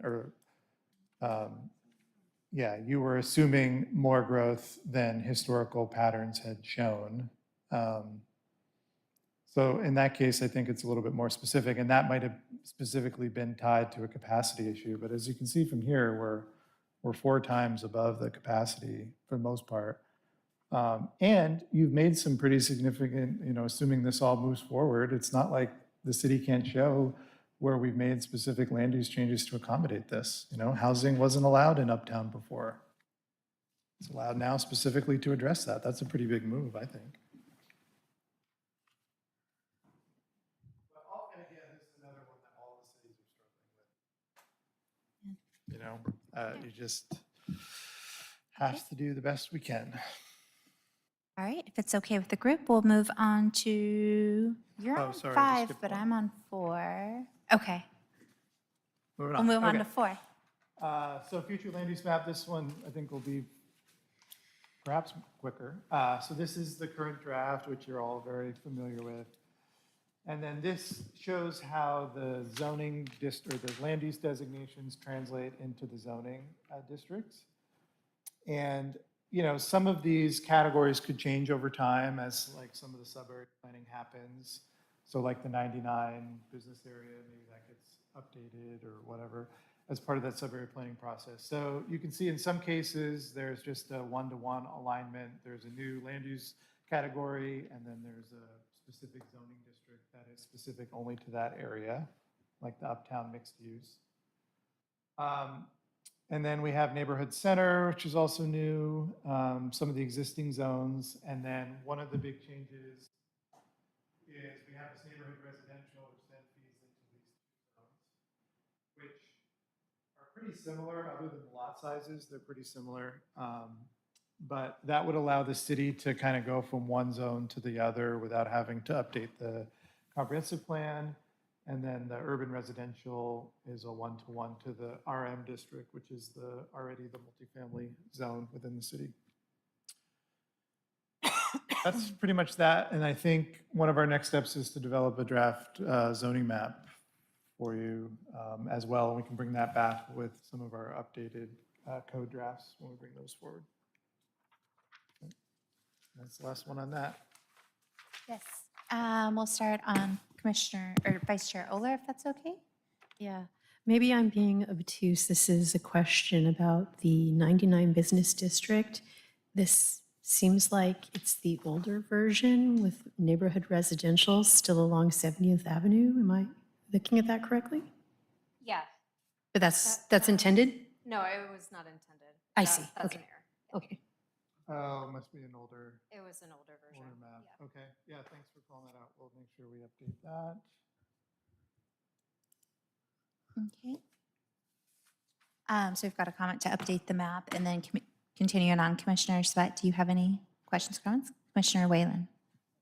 That was the same point that I was going to ask about if there was another change. But that area along 70th being neighborhood center is what I'm hearing. And can we spell out M1 or do, it just seems so weird to just have all these long names and then M1. Silly thing, but that's, Sorry, this is an older version of the future land use map. It's been updated in advance of the council meeting we had yesterday, or sorry, 2 days ago. So that is updated to be manufacturing, and the only thing that we are still trying to come to consensus on is whether the change to neighborhood residential for the other parcel that you had brought up, Council or Commissioner Whalen, above, just below the red part up here that was previously RM. So that's still a question, but everything else has been resolved. okay, thank you. Continuing down the road, Commissioner Zaro, Nothing. Commissioner Boyle, Commissioner Johnson. Okay. I had just a quick, I wanted to confirm, so 99 Business District is just business, no housing, correct? And does this extend into the mobile home park that's on 99? Yeah. That has, I think, 30 or 40. Mean up top there, like, It should be pretty close to where the red and the yellow meet, but I'm just not totally sure What was based up off It's of. quite a not- bit higher. It's It is? up almost by where the road is up there, yeah. Okay, so that entire park would be legal, non-conforming then? Okay. Yeah, Is no there a change, and I reason think- we're not protecting that low-income housing? It depends on what uses you just decide to put in that business district. So we could, You could put sorry, house. say that again? I said I'm not very loud. It depends on what uses the business district allows, and that's some of what this discussion will be over the Yeah, next. we could, Oh, okay. we could definitely update the uses. We could write some special non-conforming provisions that would give them an out. I mean, Okay. there's a different number of different approaches, and then I think we also anticipated as part of the sub-area plan, it could be looked at. But if you'd like us to revisit that or take a look at it, we could. Yeah, my biggest thing is, I know a few people that are in that park, is that they're really sensitive to the fact that Sound Transit is going to be somewhere along 99, and they're not sure what side. At one point, they were being told that they were going to have to vacate their homes because it was going through. No one was able to actually confirm that or not. But then saying that this is now a business district and your low-income housing that you're barely affording as is now also, you're going to be forced out of it because, or, Yeah. because the owner of the property interprets this as differently. Yeah. It's just a little, there's So quite a few people that live the there that existing would zoning be- is business, though. It's the same zoning as it was It's a- before. Yeah. It is, but just the fact that we're doing a comprehensive plan update and not accommodating existing low-income housing, just knowing what I know of shape and other things. Yeah. If you have existing low-income housing, it seems like you'd want to do your best to protect it. Yeah, and it's a great point, I totally agree. And actually, we were looking at a map that the state had put out on displacement risk in that area, which is the same results we came up in our own analysis, which is always good. But the area west of 99 is listed as high displacement risk. Okay. And one more point on, I Yeah. think last time that we were discussing we had some discussion about what is currently marked as neighborhood residential. Were we going to also make it 99 business district, or were we going to make it a mixed use designation? And if I'm not mistaken, I seem to recall that most of us were looking at a mixed use designation. Yeah, that's why I just wanted to clarify, because that's what I've been advocating for, and seeing it say business to me says non-residential. And that's why I was like, wait, is that? Yeah, I just wanted to say Yeah, that out loud. okay, Just get it yeah. really clear. Okay. So just to be clear, this district, or this area right here, that's town center, or sorry, neighborhood center now, per your conversation. We did not come up with any changes to the upper 99 business, but we had talked a little bit about what a sub-area plan could also suggest in that area. And then the other area that was pointed out is this rectangle up here, whether that goes into the urban residential. Okay. And I think part of our thinking was we didn't want to go and just allow residential without doing the planning around it. You know what I mean? So Okay. for what it's worth, we haven't gotten really to the zoning piece of that. We could make some tweaks Okay. to the business, but that's one of the reasons why we created the uptown zone, was because it was also business before it didn't allow housing. So our thinking is that when the sub-area plan is done, then they could have like a 99 mixed-use zone or something that would address, but we would have done the planning and things like that. Now, if we want to put something in specifically around the mobile home development, we could certainly do that. And I think there's some new tools in state law that we could use. So we could take a look at that and come back with some options. Okay. Thank you. That was all I had. If there's any other comments or questions. Yeah, Commissioner Whalen. On page 24, I appreciate the correlation where you're showing a future land use designation, the big umbrella category, and at this point, the zoning districts that would be within that. Are we going to see different colors on the map? Is it going to be a texture overlay? For me, I just really need that crisp separation of this is future land use designation, got its own unique names, its own unique colors. How are we carving up within that? And I see it's only happening in neighborhood residential, but I believe there's a potential for more Oh, yeah. carving up. So how will that be done? Yeah, so, I mean, there's kind of more standardized colors we use for zoning. Like the APA actually has this whole complicated thing and color coding and stuff, which I don't know if we'll go that far, but anyways. The point is, the zoning map should be pretty, simple, but somewhat consistent with the standard colors, like, residential is yellow, right? Things like that. So as our next step, we will develop a new zoning map, and we can simply use the same colors you have or some modification of that. And you're right, over time, this diagram will change. And like, for example, we could end up with we had actually talked about this, two different types of neighborhood center zone. I mean, we can dial this up or down to create more options out of it. So yeah, we will be producing a zoning map, and we'll tend to use kind of standardized colors that are easy to interpret. Maybe we'll have some overlays, but maybe, we'll try to avoid them if we can in terms of color coding and symbolization.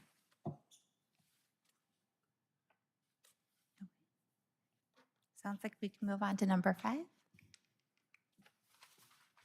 Okay, so this is what we just described, currently zoned business, previously was designated as one of the special planning areas of the city, was identified as an area that could support higher density housing, understanding that infill and redevelopment of shopping centers really can depend on a variety of factors. I've done a fair amount of that work in terms of exploration, and sometimes you find that the shopping centers are, very profitable, and there isn't really a big upside to developing or having infill.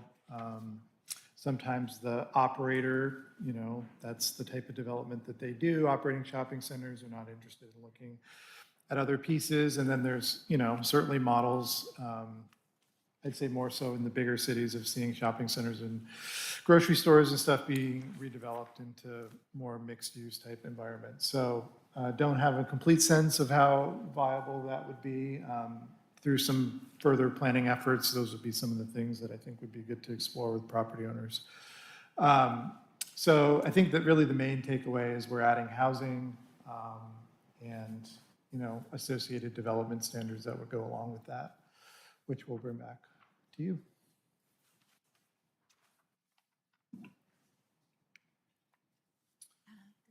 more sheet if it's okay. These are some of the standards we can look at, parking requirements, design requirements. We're not limited by some of the provisions under middle housing. And maybe there's some things we want to do just to improve development standards across the district as well.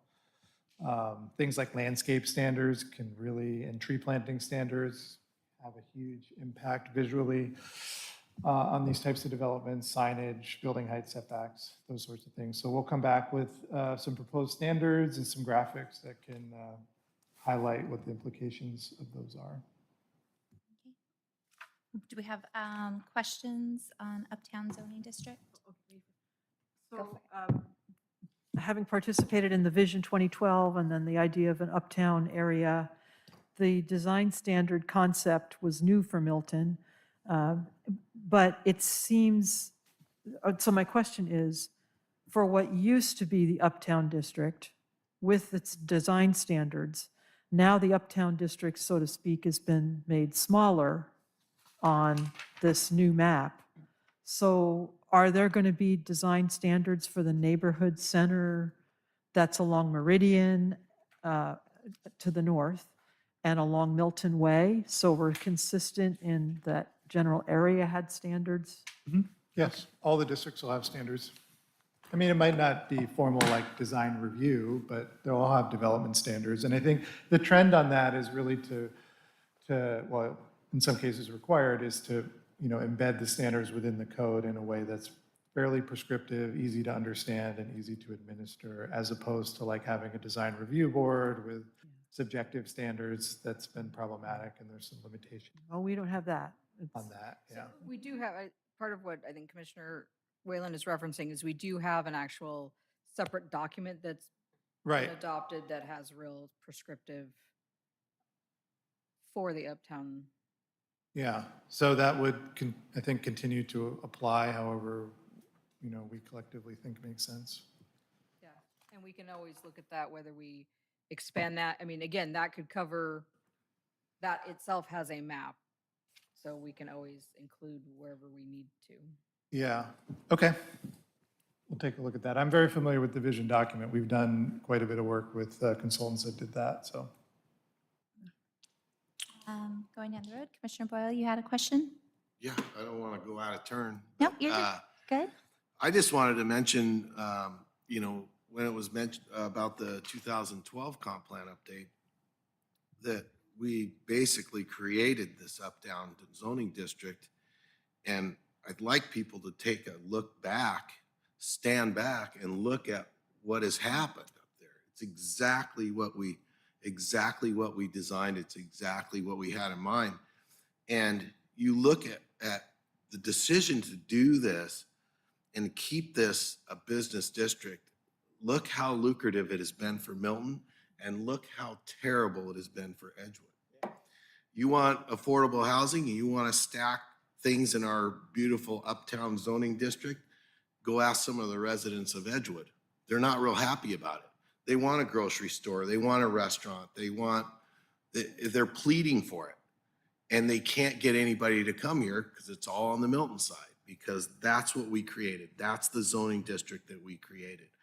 And if you want to go try to cram in some apartments somewhere in there, right across the street from some more apartments, we can give it a shot. But I mean, if it's working, why change it? And so, I mean, if it's a have to due to the Growth Management Act, I don't know. I just look at it now compared to what it was 15 years ago, and it works. It works for Milton. What are some of the big changes that you've seen? Well, 12 coffee shops, but no, we're getting a new car wash. We've gotten that medical manufacturing building there. We have a new emergency clinic. They're putting in storage next to the bank. They're putting in another business down there off Taylor, I think, or it's for sale. But that whole stretch is stayed business, and it's been successful. I haven't seen any businesses closing and changing hands. Uptown Coffee was probably the premier for our uptown standards with the pervious concrete, which I'm not seeing new businesses in the city being put in with parking lots that are not getting pervious, and I'm pissed about that. And, you know, they did their rain gardens, they did their special drainage system there. And I just wonder, I haven't seen enough gravel at the paint shop that's going in across the street from them that would allow the pervious concrete. So I just pray that they're not gonna pave that thing with asphalt. But anyways, the look and the feel and the, what do you call it, with, you know, businesses making money up there and citizens constantly in and out of there. It's, you know, I think it's worked. So I don't know if there's something we have to do to change it to neighborhood center or town center, if it makes a big difference. But I'll have an open mind, but I just want everybody to know that it's actually, if you look, stand back and look at it, it's working. And it's not working for Edgewood Yeah. the way they're doing it.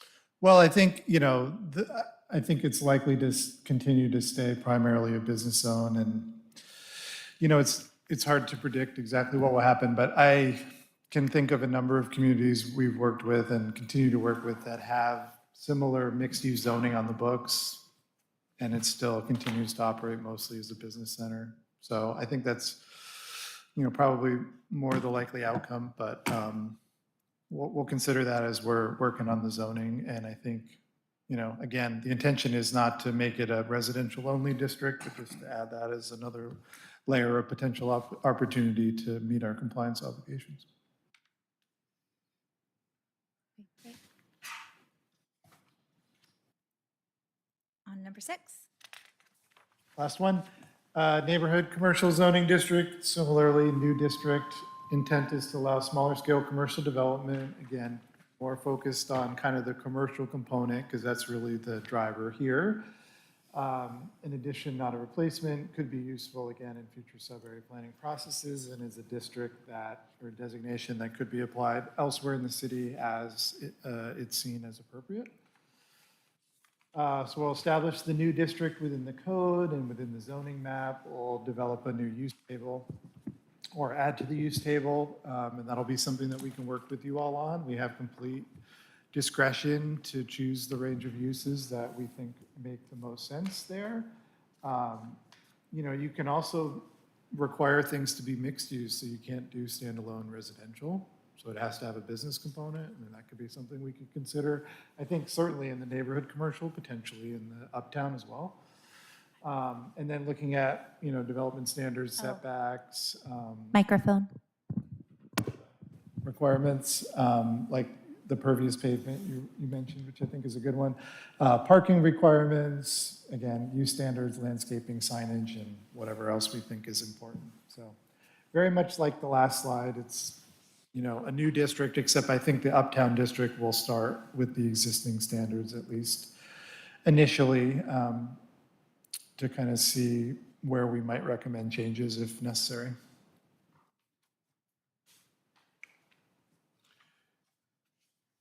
And then we have one more. Okay, we'll cruise right into number 7 and then go for questions. Okay. Okay. So town center, you know, this is, I would say, more of a discretionary effort. Like, we don't necessarily have to do this for compliance. But I think we identified this pretty early on in the process when we did our initial code audit, which is the standards in the town center are really pretty, you know, pretty minimal. You actually do have a floor to area ratio in there of 3:1. We had discussed examples of that earlier. But just kind of doing some testing to make sure that these are resulting in the type of development and uses that you would like to see. So we'll look at some of these standards, which again are pretty minimal. There's no setbacks other than on the side yard. The building coverage is very high at 90%. Maximum building height 45 feet, so about 4 stories. And that's there's not a lot of other standards than what you see here, so. So review and update use standards. Again, we can get into aspects of desirable ratios of uses, and any new development standards that we might want to put in place. One of the things we frequently do in town center and downtown environments is have building frontage types. So like how far can your building be set back? What happens in that space between the building and the street frontage? How does the sidewalks and parking kind of work together? Looking at parking requirements, which in a town center environment can be difficult to provide all on site. So how do you provide some flexibility around that?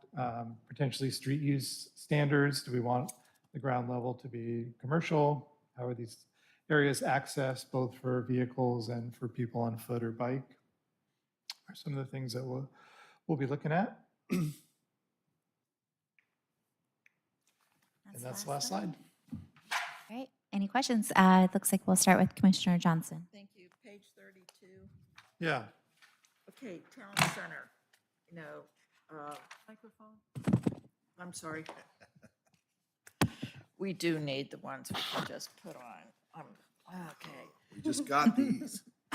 Well, I can complain. No. All right. Zero setbacks, minimum rear yard setback, 0.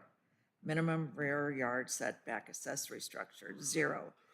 I'm having a hard time visualizing. So in the one where it says 0 feet minimum setback from right of way. So does the right of way include the sidewalk? Yep. Okay, so then it would be, the building would be right up to the sidewalk, just like, okay, Yeah, that is the like town the- center that's conceived right now in Edgewood and for the new one. And that was also the original, when we looked at up Milton Way, everything was supposed to be, that was the concept, was to move the buildings right up to the sidewalk and have sort of, and I remember moving here and I went, how are they going to do that? There's would a like to- grading issues, yeah. Point out that as much as the setbacks say 0, we have landscaping standards that, other than MX, require landscaping buffers, so. Yeah. So So in 0. essence, there is, other than MX, there is. It's 0, but you got to have 10 feet of, landscape, Okay, yeah. all right. Yeah. So we it's have to just a- change that. But it's, yeah. It would be nice if they agreed. Yeah, right. Well, From the my other, perspective. well, here's one thing I see is the And, problem. and it could vary from street to street. I mean, you have some examples out there of buildings that have no setback. Okay, the work you've done is fantastic. I mean, you are only doing what's been presented to you by the bill. But when I look at Milton, I think of an old horse town, and the roads are still like that. Our neighborhood roads are, the only main ones are Main, and even Yuma's small. Yeah. So I just keep trying to figure out how we're going to get the parking for all the homes that maybe 10 years, 15 years down the road it's going to happen on some of the neighborhoods. And so a city is not allowed to state maximum occupancy on any property, right? I feel like that was somewhere It's just a else. different We're way of, not going to deal with occupancy, but which zone are you talking about? what? Which zone are you? Well, just know when we look at any of our streets, and if we have to put 3 units on a piece of property, that handling the cars, parking on right-of-ways, I just see the small streets and growth. And I Yeah. don't know how, and one parking space is required and nothing more. Per Per unit. Per unit. Right. So right now we require, we require off-street parking, and we're still allowed to require some off-street But in parking. some place, there is no off-street parking because it's the right-of-way. But if they can't provide off-street parking, then they couldn't build an ADU. They need to provide the parking. So, You got to redefine parking. Yeah, Yeah. yeah, we got to put up signs everywhere. no. They need to put parking on their developed lots. Yeah, it really has to be, because I see people parking on the right-of-way, they're blocking other people's driveways, and it's dangerous because we have the vision of more sidewalks, you know, and we're trying. But, and we're not the only small city that is facing this with smaller roads. So, That's but probably very anyway, intentional. I know we have to go with the flow, and we just got to do our rules. They're saying this, but we can do our setbacks and do other stuff. And then somebody will come in and say, but that is a prevention. So, I think you'd be okay on that one. And I guess the question I have around the parking is like, you know, you're right, the roads are narrow. In many cases, though, the roads don't fill out the right of way. So what is the city's policy like with these gravel strips where people park? And some look formal and some don't look formal. And like, are they getting approval for that? Is it meant to really be Yeah. parking? You know, how does that work? Sorry, Angela, to put you on the No, spot. and I guess that is part of it, is there's two things there, and in most cases, the actual right-of-way is much wider than that little strip. So there is room in most cases we could eventually put in sidewalks and everything. Not in every street, but a lot of them are. So a lot of what people think is their yard is actually partially right-of-way. At this point, you are, you know, and if you look across Milton, people park in that strip, and sidewalk. well, they shouldn't park on the sidewalk. If you see them on the sidewalk, call it in. But yes, I think Milton as a whole is I would say the majority of the residents are perfectly happy allowing parking on those areas. And we're not, you know, yes, we follow the parking laws. If they're there for over, I think it's 48 hours or 36 hours or whatever, then they can get they get a little tag that says you need to move your vehicle. And most people do without issue. And if it doesn't get moved, then they get ticketed and stuff. So, and again, if you go around, that's one of those areas which was different because I came from a city that had a lot of sidewalks and had on-street parking, and it was very specific. Here, it's a little rougher, but people park there. So I think if we started as a city telling people they couldn't, I think they would become. Yeah, the very only reason I upset. bring it up is just, we might want to think about it in terms of the policy of this, right? Because if people come and they say, well, you can't put 3 parking stalls on your property, but you have 3 parking stalls in front of your house, you know, what's the city going to say? You can't build, or, Yeah. you know what I mean? Which you're every right, you can do that. You can require the off-street parking, but it's a policy discussion for us to have. Yeah, And and we'll show it's- you some, you guys are all familiar with it, but we'll show some photos and examples next time we can talk through it together. Sorry. Commissioner Yeah, Will. go ahead. So My question wasn't No, no, no. answered. My question wasn't answered. Oh, what was your question? On I'm sorry. maximum occupancy. Oh, she was pretty sure you can't. Right, I just Yeah. want to hear the no, Oh, okay. because somebody will ask me that one too. Ah, Okay, great, I what's just your forgot point? my question. Something about the parking, right? No, what the city should do is, the first step would be what I had a question about when I first got on the planning commission. Somebody said that they were building this development over here, these houses along this street. And I said, well, why aren't they putting sidewalks in? And they, well, it's an in lieu of fee that they pay for, what's the name of it? It slipped my mind. It goes into the transportation Yeah. Transportation fund. fund. And there you go. And so, you know, I am assuming that this money is going to build sidewalks somewhere. And they always say, this is the excuse that's given, is, well, we don't want a sidewalk just in the middle of somewhere where there's not sidewalks. Yet everybody complains that there's no sidewalks. So, I mean, screw the infill. Let's just make these people build the sidewalks and the frontage to code like it's supposed to be. So we could take the in lieu of out. That would be a step. And, you know, I don't know what to tell people, but I remember that there was parking requirements on that development behind the post office. And we haggled over those numbers, and they told us the numbers, well, these are your numbers, so these are the numbers they have to go by, 2 point, or whatever, I don't know how many vehicles it is, I can't remember, but, you know, looking, these people that are parking in the right-of-ways, I mean, what do you put a garage on your house for? All the garages are full of storage and crap, and nobody can park in there. And so now it's impacted the community, and kids trying to get to the bus, and, you know, there's no sidewalk. some houses have two cars on both sides of the road. And so it's one of my bugaboos with parking too. But I mean, I don't get too crazy about it, but like driving around and policing it. But I think as far as sidewalks goes, if you take that in lieu of payment out, you'll see a lot more sidewalks going in around here. I noticed they did on Taylor when they built those. So I can't, a couple things with that. First of all, it's not under, it doesn't fall under the planning commission chapters, but, so just, if council would have to change that. But I don't know how they previously handled it. I know how the current public works director, Dustin and I are handling it.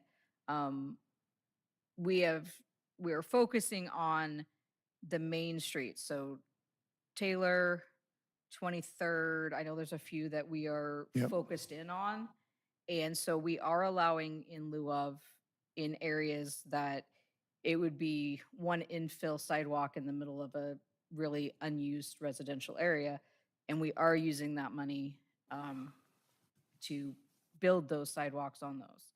And you will see, and again, I can't speak to what was before, what was promised, or what was asked about, but I do know, especially with the hire of our new employee, that's a project. We're 23rd on the south should be done, I believe, this year. And I know they're working we have to buy some property for the northern half, but I know that it's one of those that's high on the list and that we are using that in lieu of. And it's a toss up. We did make, like on Emerald, we did make that property do the sidewalks because Emerald is one of those major thoroughfares that the hope is if we can get the major streets, then you just walk your couple little blocks and you find sidewalks. So it's a toss up with the in lieu ofs, but that's how we're trying to do it, is use that money. And we do realize we need to use that money. So Yeah, 6 years, don't you? it's something like that. So we're Yeah, 6 years. making sure we're You know, I'm just glad Pushing for that. you guys aren't just out buying beer with it and stuff. Good here, thank you. All right, since we started down here, we're kind of, look like we're working this way. Commissioner Zarro, do you have any comments or questions? No, thank you. All right, none for me. Commissioner Whalen? So a couple of things. Discussion about sidewalks, discussion about the development along 10th Avenue where all the houses went in. I was on the commission at that time. We had an interim public works director who said I had to allow it because of the way the code was written. And the majority of that development was simply boundary line adjustments. And that development precipitated the new parking regulations, which the Planning Commission did participate in and comment on and forward to council. But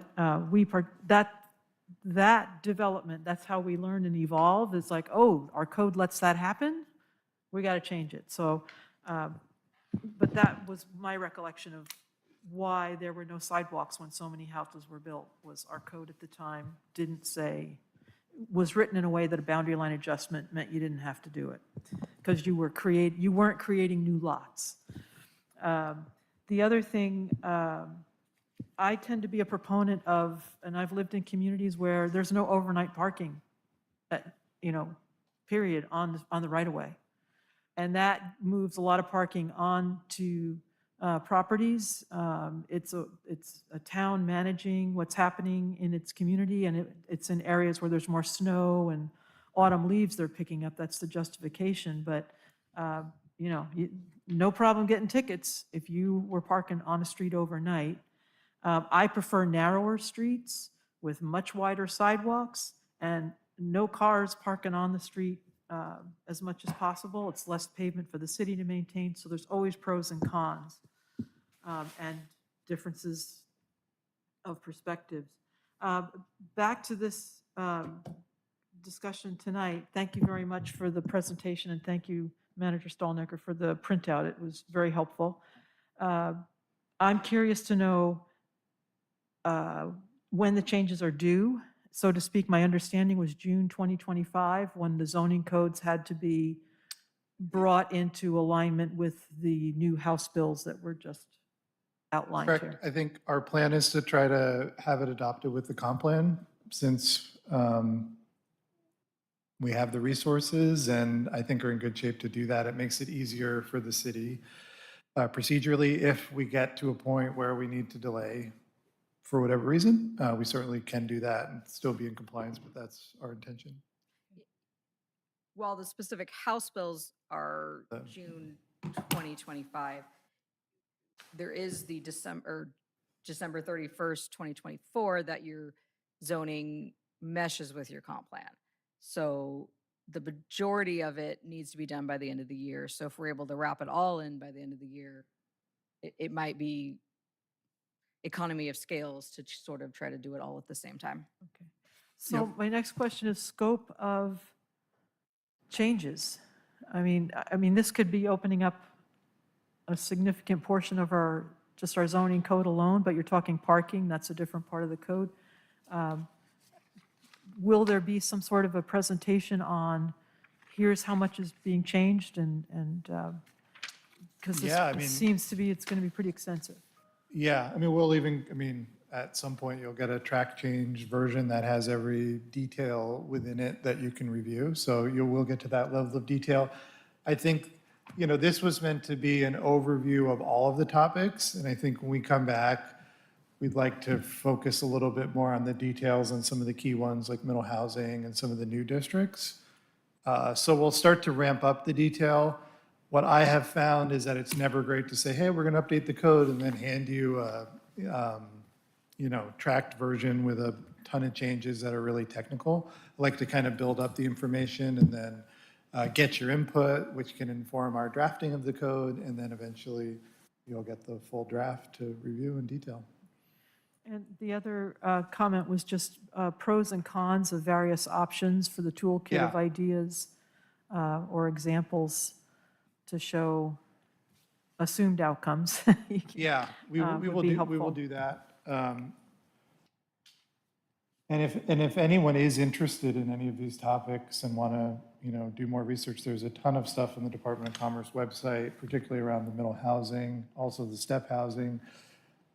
There's a model ordinance, which we're generally not using because we're creating something custom for Milton. But if you just want to get a sense of like what they're sort of broadly recommending for the different cities, you're welcome to take a look. But at we're that. going to see big changes in our table of uses, correct? I mean, the mixed-use district alone Not for was the middle something housing that's- bill, not really, no. Not the middle housing, but we're talking about the town center. You mentioned some use issues, and so I'm imagining there's going to be there's going to be changes in the table of uses as well, correct? Yeah, definitely, but some of those are discretionary. Well, for Uptown, it'll be completely new. We'll start with, some of the uses that were in the business district.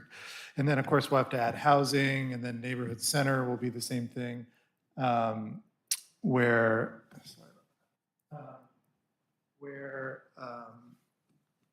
we'll be developing completely new standards there. So yes, there'll be changes to the use table, but I think any like major changes would be discretionary on the part of the commission and the city. So I'm just trying to scope out how many meetings. Oh, But that's the next topic of discussion. yeah, I yield would the floor. say maybe a couple, I can talk with Anjali, but I'm thinking maybe like a couple of workshops and then reviewing the drafts.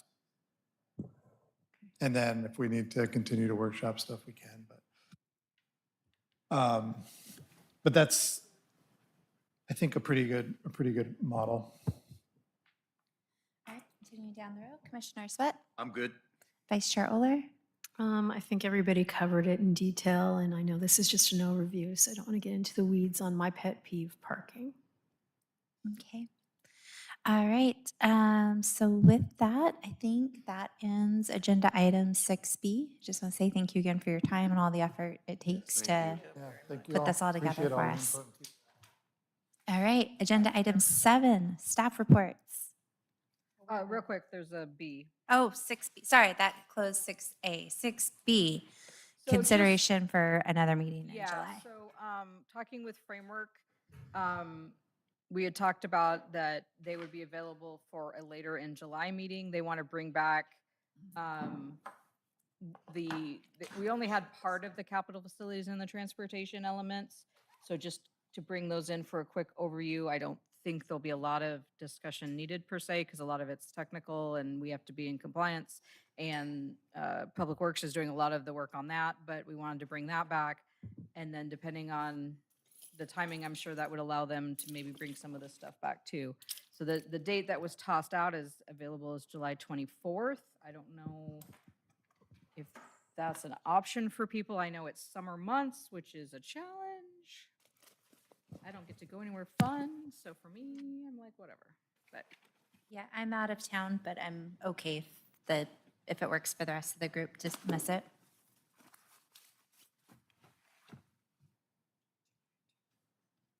I'm free. July 24th. Yeah, yeah, so July 24th was what was. and the room's available. Yeah, and like I said, I believe, if Jeff correct me, that the primary focus would be the the rest of the comp plan stuff. I don't know if you would have any more on the zoning development code. Yeah, I mean, I think we could go through some of the scenarios and work, I mean, it seems like the middle housing is the most questions. Yeah, and so we interest, can- and one that we're Okay, so it would be, that would be what we'd be topping, so, focused on that, maybe a few other things. Okay. We can follow up on that, you guys. Thank you. mentioned. so is the majority available on the 24th? Yes. Yes, yes, yes, Probably is what I'm gonna say. I can rearrange to work that, yeah, the 24th. yes.